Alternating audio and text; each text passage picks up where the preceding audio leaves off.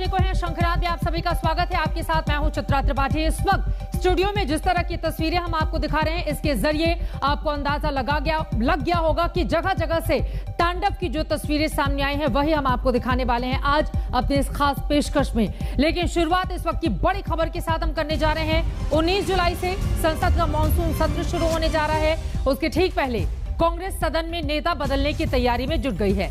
सूत्रों के मुताबिक सोनिया गांधी ने 14 जुलाई को बैठक बुलाई है, जिसमें नए नेता के नाम पर चर्चा की जाएगी। सदन में नेता बनने की रेस में शशि थरूर, मनीष तिवारी और गौरव गोगोई के नाम आगे चल रहे हैं।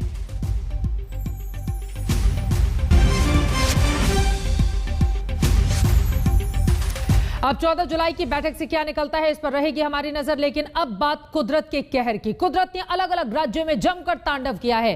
कहीं बादल फटने से तबाही मची, दुकान मकान बह गए, तो कहीं जलधारा अपने साथ गाड़ियों का काफिला बहाकर लेती चली गई। कहीं सड़कों पर सैलाब उमड़ा, तो कहीं नदियां शहर समंदर में तब्दील हो गए। पहाड़ दरकने लगे, धरती फटने लगी और आसमान से गिरी बिजली ने लोगों को भस्म कर दिया है। कुदरत का ऐसा क्रोध कि जिसने भी देखा वो दहशत से भर गया। उत्तराखंड, हिमाचल प्रदेश, जम्मू कश्मीर से लेकर मध्य प्रदेश और राजस्थान, उत्तर प्रदेश तक यूं समझिए कि पहाड़ से लेकर मैदान तक कुदरत ने कहर बरपाया है, तांडव किया है।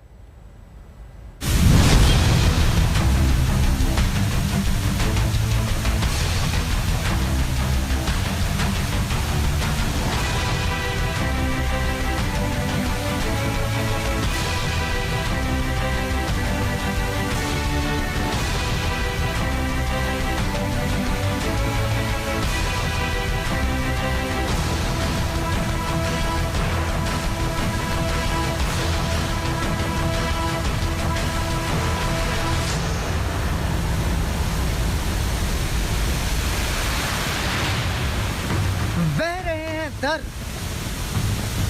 बह रहे हैं घर, बह रहे हैं नगर। कुदरत के क्रोध से कांप उठा है हिमाचल का धर्मशाला। बादल फटा है और जलधारा तोड़ती जा रही है चट्टानों को, मकानों को, पुलों को, दुकानों को, इंसानों को।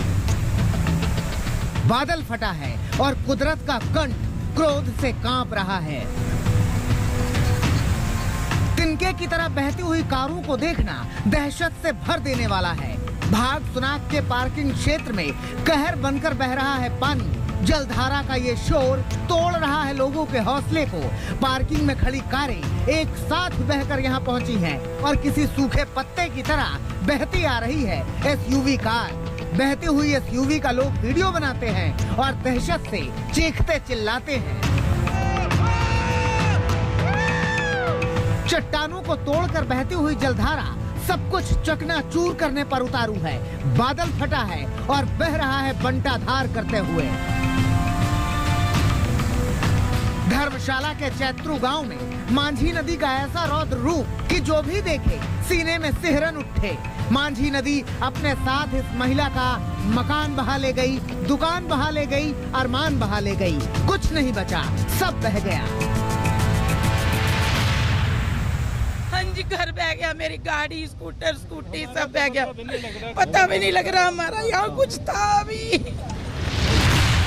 लोग बताते हैं कि बादल फटने से पहले यहाँ 10 दुकान और 5 मकान हुआ करते थे, लेकिन सैलाब ने ऐसा समर मचाया कि सब तहस नहस हो गया। बहा ले गई मांझी नदी लोगों का आशियाना, कमाने का जरिया, सब दरिया दरिया। और 10 दुकानें थी अप्रोक्सीमेटली, 10 की 10 दुकानें और 4-5 मकान थे यहाँ, बिल्कुल बह गए पानी में। अभी जो 8-10 मकान आपको दिखाई दे रहे हैं वो भी जाने वाले हैं। मकानों और दुकानों का बह जाना लोगों के सपनों का बह जाना होता है, गाढ़ी कमाई का बह जाना होता है। लोग बर्बादी का मंजर अपनी आंखों से देख रहे हैं और पूछ रहे हैं कि हे परमेश्वर, ऐसा जुल्म क्यों। अभी जहाँ पर हम लोग खड़े हैं ये एक हमारी ग्राम पंचायत चैतड़ू है। यहाँ पर कुछ एक दुकानें और कुछ घर जो है यहाँ पर बह गए हैं और अभी प्रशासन के साथ यहाँ पर आया हूँ। मौके पे हमारे एसडीएम साहब हैं और साथ में अन्य अधिकारी भी यहाँ पर आए हैं। हम लोग यहाँ पर सारी चीज़ों को देख रहे हैं और इतना भी आश्वस्त कर देना चाहता हूँ, जितना भी नुकसान हुआ है इनको कोई ना कोई रिलीफ के माध्यम से हम लोग राहत जरूर पहुँचाएंगे। इसी धर्मशाला के रक्कड़ में बरसाती दरिया पारावार हो गया है। बादल फटा और ऐसी तबाही मची कि धर्मशाला की सड़क नदी बन गई। कांगड़ा के मटोर इलाके में जलधारा में सब कुछ बहा ले जाने की आतुरता है। इसकी चपेट में जो भी आएगा निश्चित बह जाएगा।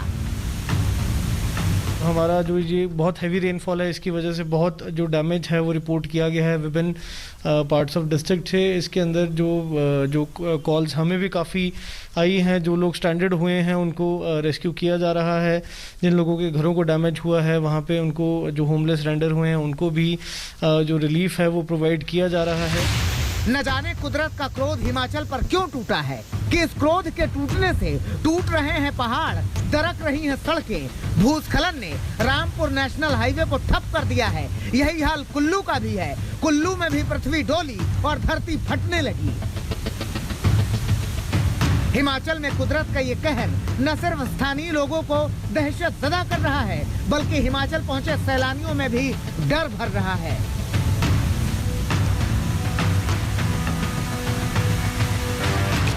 कांगड़ा से मृत्युंजय पुरी के साथ आज तक ब्यूरो। हिमाचल प्रदेश में कुदरत का तांडव आपने देख लिया, मगर ये तांडव उत्तराखंड और जम्मू कश्मीर में भी दिखा है। जम्मू कश्मीर के गांदरबल में भी बादल फटा तो चट्टानों को चकनाचूर करते हुए पानी बहने लगा। पहाड़ से नीचे उतरा पानी अपने साथ मलबे का ढेर लेकर आया। इस मलबे ने कई जगह रास्ता बंद कर दिया तो कई जगह मुसीबत बनकर सामने आ गया। उत्तराखंड के कई इलाकों में भी जोरदार बरसात ने लोगों की जिंदगी को खतरे में डाल दिया। इस बार पहाड़ों पर बादल कहर बनकर बरस रहे हैं।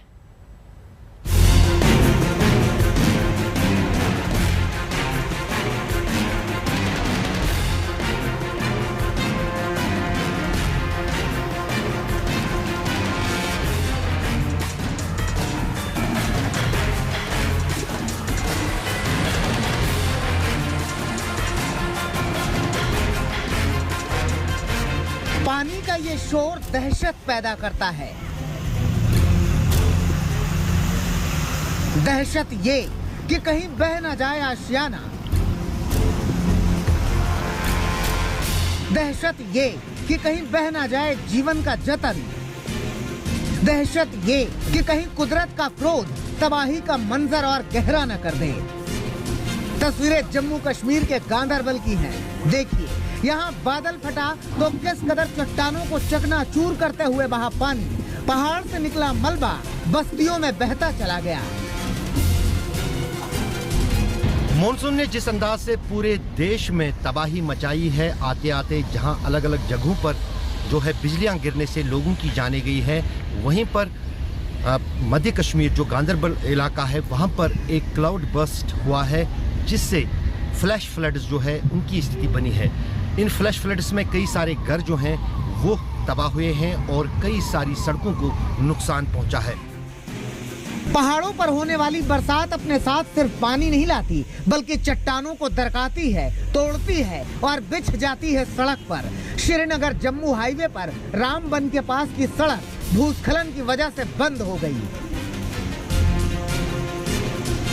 जहां तक जम्मू श्रीनगर राष्ट्रीय राजमार्ग की बात है तो राजमार्ग को फिलहाल बंद कर दिया गया है, क्योंकि कई इलाकों में भूस्खलन हुआ है, खासतौर पर रामबन जिले में। तो जम्मू में स्थिति पर जो है अभी प्रशासन नजर बनाए हुए हैं और उनका कहना है कि फिलहाल चिंता करने की कोई आवश्यकता नहीं है, लेकिन कई जो लो लाइंग एरियाज हैं वहां पर पानी भर आया है।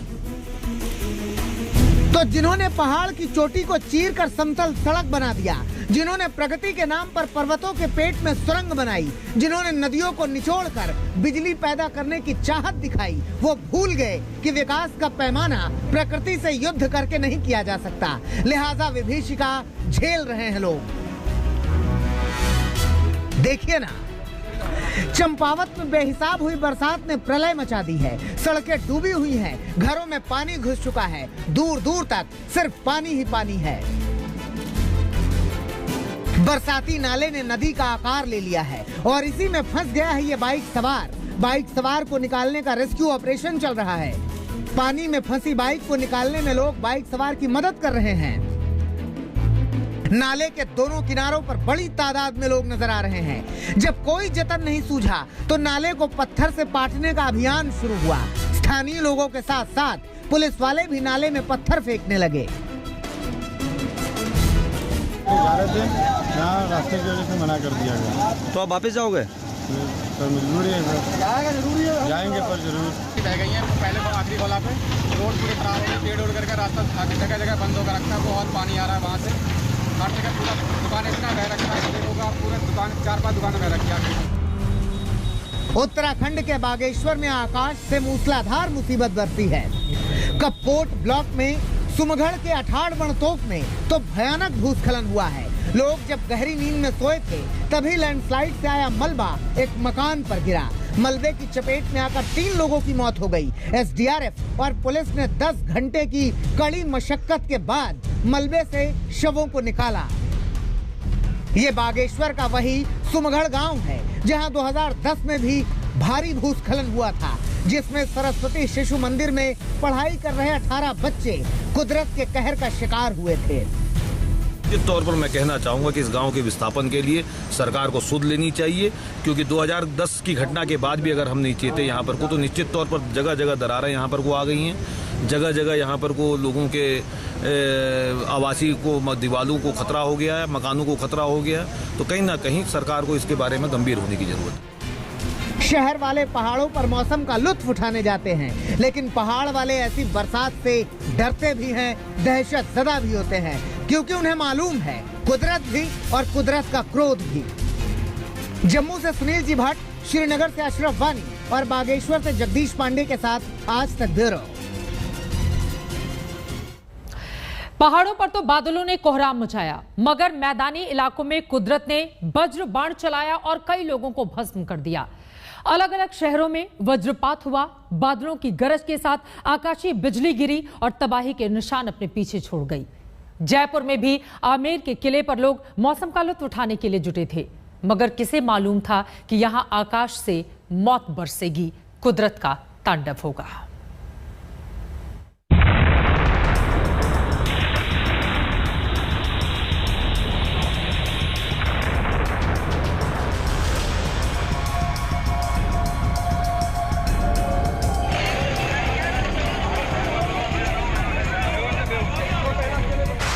मौसम घनघोर, बादल घनघोर, बिजली घनघोर और तबाही घनघोर। राहत की फुहारों के इंतजार में आमेर किले पर चढ़े लोगों को कहां मालूम था कि आकाश से कुदरत वज्रबाण मार देगी और भस्म कर देगी लोगों को। जोरदार धमाके के साथ बिजली कड़की और कुदरत का क्रोध बनकर आमेर के किले पर जा गिरी। बदले मौसम के बीच लोग गर्मी से सुकून के लिए बाहर निकले थे। उन्हें क्या मालूम था कि मौत आकाश में यूं घात लगाकर बैठी है। मॉनसून की जिस पहली बारिश का इंतजार जयपुर के लोग कर रहे थे, वो आई तो अपने साथ कई परिवारों में तबाही ले आई। रविवार की शाम तेज बारिश के बीच कड़कड़ाती आकाशीय बिजली आमेर के किले में बने वॉच टावर पर जा गिरी। पहाड़ियों के बीच बने वॉच टावर के पास उस दौरान कई लोग तस्वीरें खिंचा रहे थे। इन लोगों को जरा सा भी इल्म नहीं था कि सुहाने मौसम में ऊंचाई पर तस्वीर की चाहत उनकी जिंदगी पर कितनी भारी पड़ने वाली है। मैं हूं उस वॉच टावर में जहां पर रविवार की शाम को 15 से 20 युवा इकट्ठे हुए। मेरी दाईं तरफ जो आमेर का ऐतिहासिक किला है, उसके ऊपर सेल्फियां खींचने के लिए और अपनी रविवार की शाम को सुहावना वो लोग बनाना चाहते थे। मौसम का लुत्फ उठाने के लिए लोग यहाँ पर इकट्ठा हुए थे, पर जिस तरह से बिजली कड़कड़ाने लग गई और उसके बाद तेज बारिश शुरू हो गई, तो इन लोगों ने यहाँ पर वॉच टावर में शरण लेने की सोची। उसके बाद जिस तरह से आकाशीय बिजली गिरी और जिस तरह का मंजर यहाँ पर मौत का तांडव रचा गया, वो नज़ारा बिल्कुल ही अप्रत्याशित था। कई लोगों को, 10 से ज्यादा लोगों को घायल अवस्था में जयपुर के सवाई मानसिंह अस्पताल में भर्ती करवाया गया है। आमेर किले पर बिजली कुछ ऐसी गिरी मानो आकाश ही फट गया हो। पल भर में खुशनुमा मौसम की खुशियां मौत के मातम में बदल गईं। हर ओर अफरा तफरी मच गई और लोग इधर उधर भागने लगे। भारी बारिश के बीच कुदरत के कहर की खबर मिलते ही घायलों को बचाने का ऑपरेशन शुरू हुआ। खराब मौसम में पुलिस प्रशासन के साथ एनडीआरएफ की टीम ने मोर्चा संभाला और लोगों की तलाश में जुट गई। हादसे के बाद तेज बारिश से पहाड़ी पर चट्टानें फिसलन भरी हो गई थी, लिहाजा लोगों के बचाव का ऑपरेशन काफी मुश्किल भरा रहा। देर रात तक चले ऑपरेशन के बाद करीब 30 लोगों को किले से बाहर निकालकर अस्पताल पहुंचाया गया।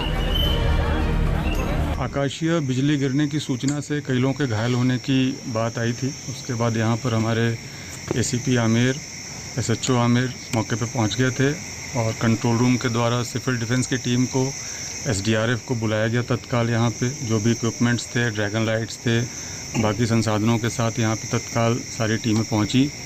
हमारे कमिश्नर साहब खुद मौके पे पहुँचे और यहाँ पर रेस्क्यू अभियान चलाया गया। चूँकि बहुत ही मुश्किल टेरेन था, बहुत ही खड़ी चढ़ाई थी और इसके अलावा पहाड़ियों से चढ़ना बहुत मुश्किल था, तो टीमों ने देख करके और अंधेरा होने के कारण ड्रैगन लाइट्स के माध्यम से ही देख पा रहे थे।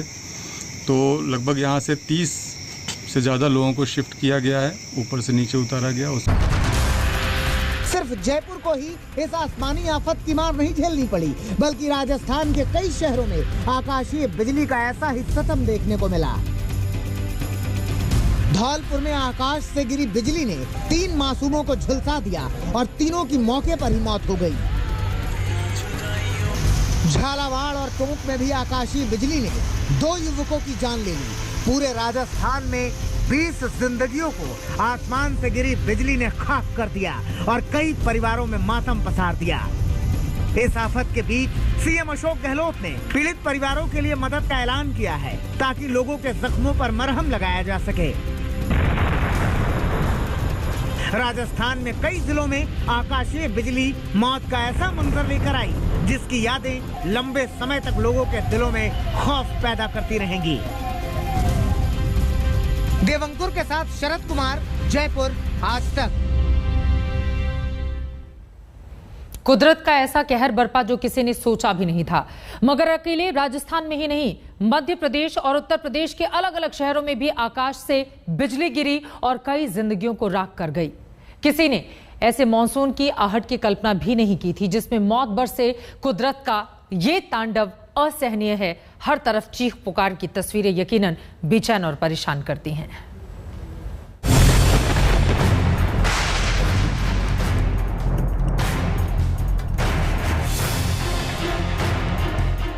बदले मौसम के बीच आकाशीय बिजली का ऐसा कहर बरपा कि कई परिवारों में मातम पसर गया।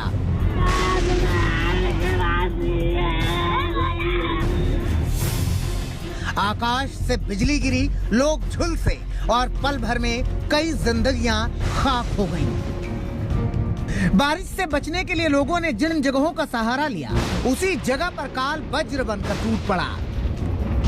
बारिश के बीच आसमानी सितम की सबसे ज्यादा मार पड़ी उत्तर प्रदेश में, जहां कई जिलों में बिजली गिरने से 41 लोगों की जान चली गई। आकाशीय बिजली से सबसे ज्यादा 14 लोगों की मौत प्रयागराज में हुई। कानपुर, फतेहपुर में 5-5 लोगों की जान गई, जबकि फिरोजाबाद में 3 लोग अपनी जान गंवा बैठे। उत्तर प्रदेश में आकाशीय बिजली का सबसे ज्यादा कहर ग्रामीण इलाके में देखा गया। शेखोहाबाद में 2 लोग खेतों में काम के लिए निकले थे। बारिश हुई तो बचने के लिए पेड़ के नीचे बैठ गए, लेकिन यही बिजली गिरने से उनकी जान चली गई। ये अपने खेत में थे, जैसे ही बारिश आई ये नीम के पेड़ के नीचे बैठ गए। आकाशीय बिजली गिरी तो दोनों की मतलब आकाशीय बिजली से मृत्यु हो गई। दोनों की डेड बॉडी को मोर्चरी भिजवा दिया गया एम्बुलेंस से। बाकी आगे की कार्रवाई की जा रही है। मध्य प्रदेश के श्योपुर में भी ऐसा ही हादसा हुआ। बारिश से बचने के लिए पेड़ का सहारा लिया, लेकिन बिजली के रूप में मौत यहां भी पहुंच गई। उत्तर प्रदेश, राजस्थान और मध्य प्रदेश में आकाशीय बिजली से मची तबाही के बीच सवाल उठ रहा है कि आखिर उस विज्ञान का क्या हुआ जो वादे की शक्ल में लोगों के सामने था कि बिजली गिरने से 40 से 45 मिनट पहले ही लोगों तक सूचना पहुंच जाएगी। पिछले साल बिहार में आकाशीय बिजली की आहट का पता करने के लिए सेंसर लगाए गए थे। क्या इस तरह के सेंसर उत्तर प्रदेश, राजस्थान, मध्य प्रदेश में नहीं लगाए गए? और अगर लगाए गए तो इसका कोई फायदा क्यों नहीं हुआ? मौसम विभाग ने तब इंद्र वज्र नाम का मोबाइल ऐप भी बनाया। इस मोबाइल ऐप के जरिए 20 किलोमीटर के दायरे में मौजूद लोगों तक खतरे का अलर्ट पहुंचना था। होना तो बहुत कुछ था, लेकिन जिस देश में बारिश होने को लेकर मौसम विभाग के अनुमान हवा हवाई हो जाते हैं, वहां बिजली का अलर्ट इतनी आसानी से कैसे पहुंचेगा? आज तक ब्यूरो। कुदरत के इस तांडव के सामने हर कोई बेबस सा नजर आया। आपने देखा चारों तरफ चीख पुकार मच गई, पहाड़ से लेकर मैदानी इलाकों तक। इसी के साथ शंखराज में एक छोटे से ब्रेक के लिए हम रुकेंगे, लेकिन जब वापस लौटेंगे तो आगे आपको लिए चलेंगे उत्तर प्रदेश, जहां पर पकड़े गए आतंकवादी, लेकिन उस पर भी शुरू हो गई है राजनीति। इसी पर देखिएगा हमारी खास पेशकश। देखते रहिए आज तक, फौरन लौटते हैं।